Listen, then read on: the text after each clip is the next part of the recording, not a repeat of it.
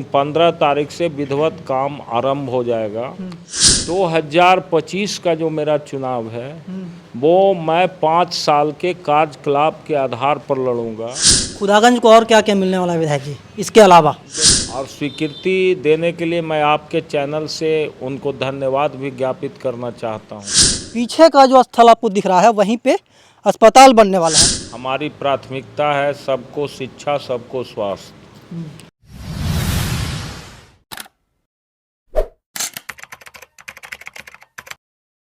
अभी हम मौजूद हैं इस्लामपुर विधानसभा क्षेत्र के खुदागंज बाजार में।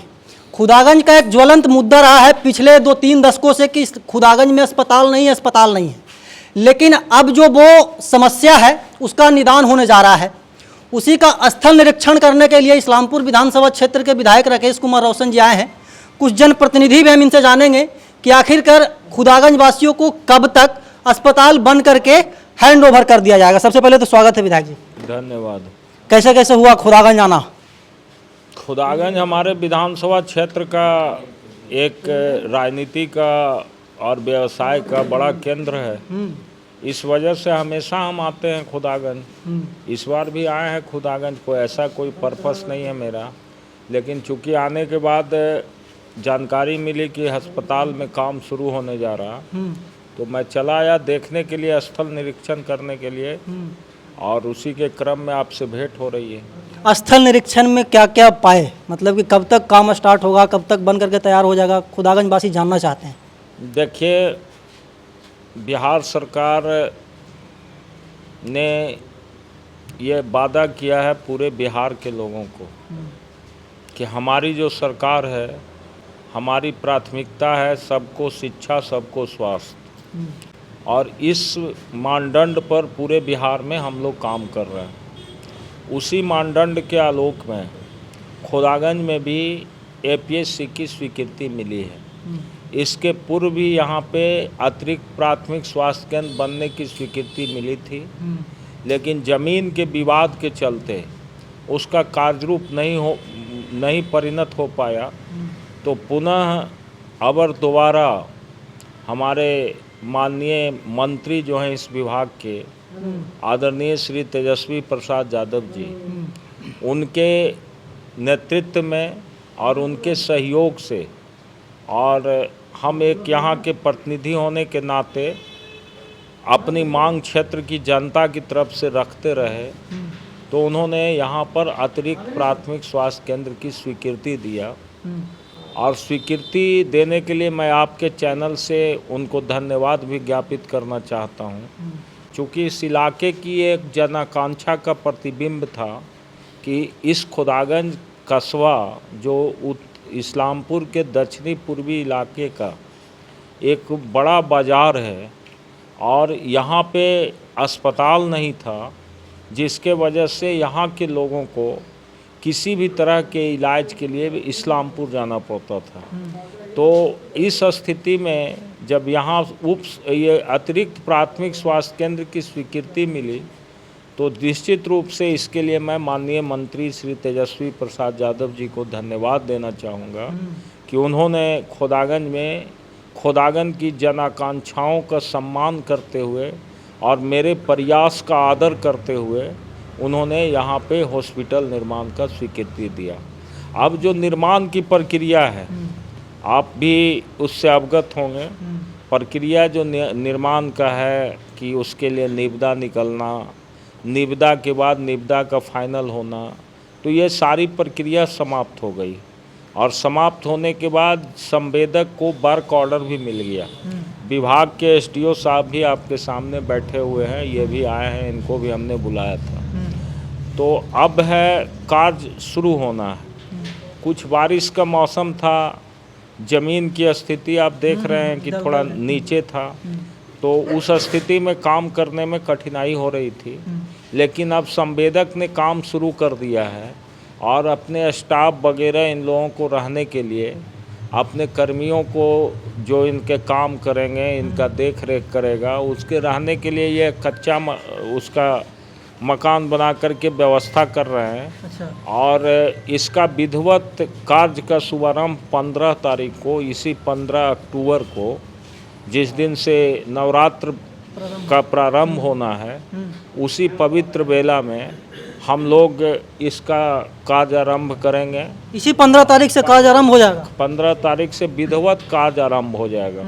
काम तो अभी भी लगा हुआ है, लेकिन 15 तारीख से विधिवत काम आरंभ हो जाएगा।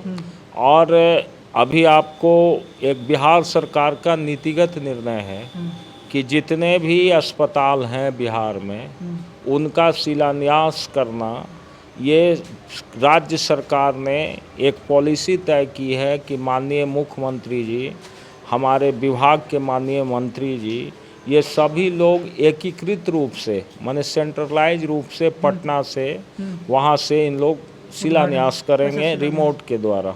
तो वो कार्यक्रम भी बहुत जल्दी आयोजित होगा। अभी हम लोग कार्य आरंभ कर रहे हैं, चूँकि काम का मिल गया है हम लोग को स्वीकृति, तो काम होना चाहिए, इसलिए कार्य आरंभ होगा 15 तारीख से।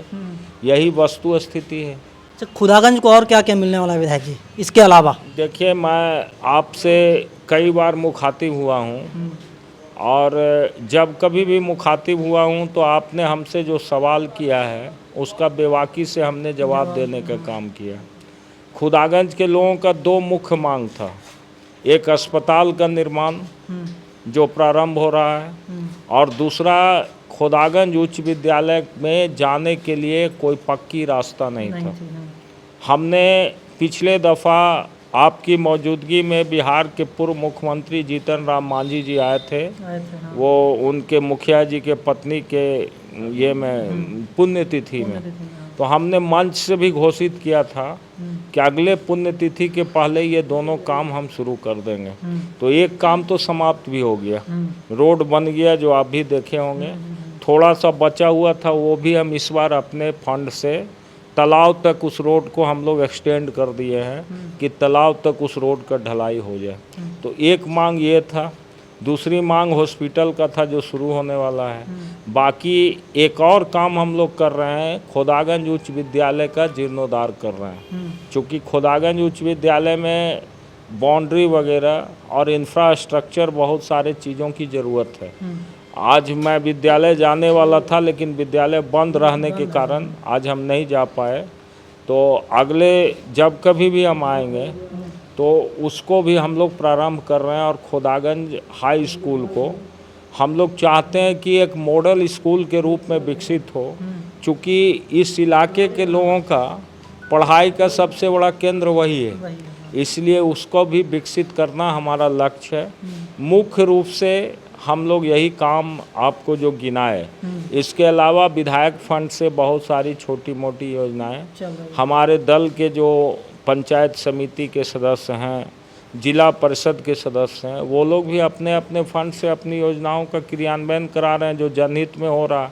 तो ये मैं पुनः आपसे आपके चैनल के माध्यम से कहना चाहता हूँ, मैंने कई बार कहा और फिर कह रहा हूँ कि 2025 का जो मेरा चुनाव है वो मैं 5 साल के कार्यकलाप के आधार पर लड़ूंगा, और जनता के सामने जन अदालत लगा करके मैं अपने काम का हिसाब दूंगा। आज फिर हम उसको दोहराते हैं, इसलिए दोहराते हैं कि जिसमें इच्छा शक्ति होता है, वो इच्छा शक्ति जिसमें रहेगा वही इस काम को अंजाम तक पहुंचा सकता है। हम में इच्छा शक्ति है कि हम चाहते हैं कि इस्लामपुर एक विकसित विधानसभा बने, बिहार के मानचित्र पर इस्लामपुर को लोग जानें। इस रूप में हम इसको प्रयास कर रहे हैं डेवलप करने का।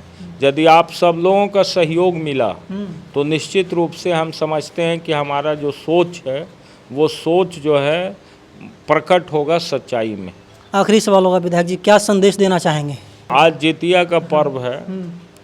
जितिया का पर्व हर माताएं अपने बाल बच्चों के दीर्घायु होने के लिए मनाती हैं। हम भी जितिया पर्व के अवसर पर बिहार वासियों को बधाई देना चाहते हैं, लेकिन इस पर्व में एक 4 चांद जो लग गया उसको हम आपको बताना चाहते हैं। बिहार के अंदर अभी तक गरीबों, दलितों, शोषितों की आवाज़ को दबाने का काम किया गया था, और इस बार आपने देखा कि बिहार सरकार ने अथक परिश्रम करके बिहार ही नहीं देश के गरीबों की आवाज़, लोगों की ताकत आदरणीय श्री लालू प्रसाद यादव जी के संरक्षण में बिहार में जो मुख्यमंत्री हैं नीतीश कुमार जी और हमारे युवा नेता उप मुख्यमंत्री तेजस्वी यादव जी, इनके अगुवाई में बिहार में जातीय सर्वेक्षण का रिपोर्ट लागू हुआ। ये रिपोर्ट इस बात को प्रमाणित करता है कि हमारा जो कमिटमेंट है सामाजिक न्याय का, सामाजिक भेदभाव को दूर करने का, सामाजिक समरसता स्थापित करने का, हम उस कमिटमेंट पर खड़ा हैं। और बिहार के अंदर हमारी सोच है और हमारे गठबंधन का ये सोच है कि जब तक बिहार में जो बहुसंख्यक आबादी है उसको जब तक मुख्य धारा में नहीं लाया जाएगा, जब तक उसको समान रूप से शिक्षा, स्वास्थ्य, रोजगार, ये सारे चीज़ों का अवसर प्रदान नहीं होगा, तब तक विकसित भारत और विकसित बिहार की कल्पना नहीं की जा सकती है। इसलिए हम लोगों ने इस सोच को धरातल पर उतार करके ये बताने का काम किया कि जिसकी जितनी आबादी है इस प्रदेश में उतनी उसको भागीदारी मिलनी चाहिए हर काम में। और ये एक ऐतिहासिक रूप से हम लोगों ने एक ऐतिहासिक काम किया है जो भारत के देश चलाने वाले लोगों के लिए भी एक आईना का काम कर रहा है। क्योंकि देश की गद्दी पर जो लोग बैठे हुए हैं वो लोग हमेशा पिछड़ा, अति पिछड़ा, दलित का नारा दे करके गरीबों को ठगने का काम करते हैं और ज़रूरत पड़ता है तो अमीरों के पक्ष में खड़ा होकर के उसके हित की वकालत करते हैं। लेकिन हम लोगों ने, हमारे नेता ने शुरू से सामाजिक न्याय की बात कहा और 2004 से ही लगातार लालू यादव जी देश में जातीय जनगणना की वकालत कर रहे थे और इसके लिए लड़ाई भी हम लोगों ने सड़कों तक लड़ा। और लड़ाई का परिणति ये हुआ कि बिहार में जब हमारी गठबंधन की सरकार बनी, जब हम लोग नीतीश जी के साथ आए, तो मेरे नेता के दबाव में बिहार की सरकार ने ये फैसला लिया कि हम इस काम को करेंगे और ये काम ज़मीन पर उतरा है। इसलिए ये गरीबों के लिए होली, दिवाली जैसा पर्व के समान है कि उसका हक, अधिकार, उसके मान सम्मान की सुरक्षा मिलेगी।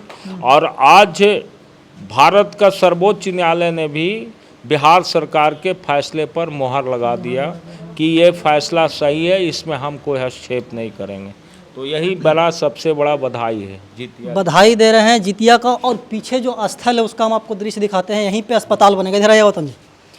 हाँ, ये मुख्य सड़क है बिहार SH 71 और उधर राजगीर है और इधर इस्लामपुर पटना की ओर जाती है सड़क। और ये जो जगह है, इधर आइए, ये जो जगह है यहीं पे अस्पताल बनने वाला खुदागंज में। और यहाँ पे रहने के लिए जो लेबर काम करेंगे, जो वर्क करेंगे, उनके लिए भी इसको बनाया जा रहा है। यहाँ पे करकट वगैरह दे करके टीन सेट दिया जाएगा। और पीछे का जो स्थल आपको दिख रहा है वहीं पे अस्पताल बनने वाला है। और पूरे इस्लामपुर दक्षिणी के जितने भी लोग हैं इससे लाभान्वित होंगे, खुश हैं कि कम से कम अस्पताल बनना प्रारंभ हो जाएगा 15 तारीख से। अब देखने वाली बात होगी कि कब तक अस्पताल बन करके आम लोगों को सुपुर्द किया जाता है। बाकी हम इस खबर पे आपको आगे भी अपडेट देते रहेंगे। तब तक के लिए बने रहे हमारे साथ और देखते रहें नालंदा दस्तक। धन्यवाद।